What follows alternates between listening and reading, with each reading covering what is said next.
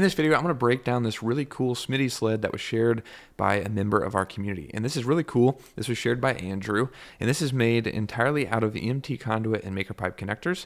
EMT conduit you can get off the shelf, locally available at places like Do It Best or Home Depot, just different hardware and home improvement stores. You'll find it in the electrical aisle. And then maker pipe fittings are something that we manufacture so you can build all kinds of cool projects without having to do any welding. You just use a few handheld tools, and we see all kinds of cool stuff in our community. And this one is really awesome. This was shared not too long ago, and this is a really clever Smitty sled. And I'm just going to break down the connectors that were used and highlight some of the techniques so you can get some inspiration for your own sled. And essentially, we can see here, as you'll see with most Smitty sleds, that there is a ski on both sides, and essentially he is using the maker pipe flange to mount the conduit verticals that support the sled. He is mounting those to the skis with the maker pipe flange, as we can see here. And essentially there is a bolt hole, there's 4 of those in total, at the bottom of the flange, at the base, so you can secure that to the skis. And then you have the conduit vertical that will extend up and then support the sled, as we can see here. And there's 4 of these in total, and you can customize the dimensions of these frames really easily. You'll just basically get a handheld tubing cutter and customize it based on your sled and the height that you want and the width and everything like that. But essentially he's got those verticals extending up, and then he's using the maker pipe T connector to create this cradle that goes from one side of the sled to the other, as we can see here. And essentially, like I said, you don't have to do any welding when using EMT conduit and maker pipe. And essentially, the EMT conduit will just terminate in the connector. And that's what allows you to not have to weld, because you don't have to drill through the conduit or weld it together. It's pretty much just relies on friction based on the nut and bolt that is squeezing the connectors together. And so essentially, there is a cradle going from one side to the other, utilizing those T connectors.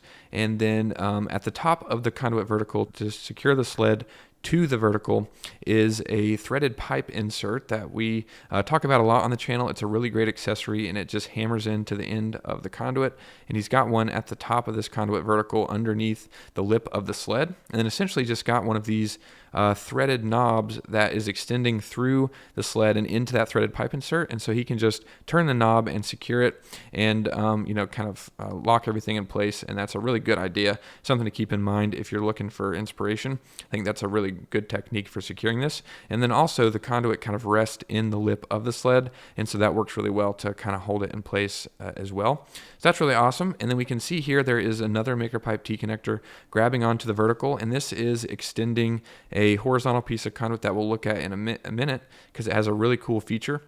And then essentially he's bracing that horizontal span with 2 more maker pipe connectors. These are the adjustable angle hinge connector.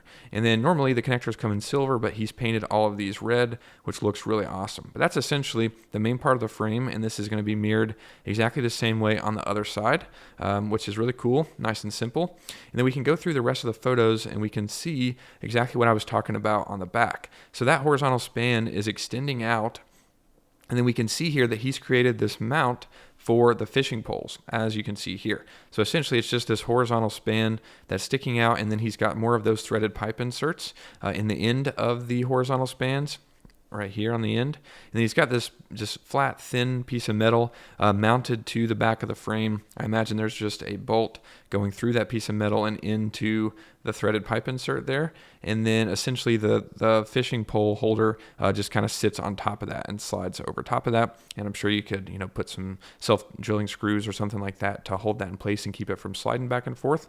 But that's how he made that really clever fishing pole holder in the back, which is really awesome. And that pretty much sums up the main part of the frame.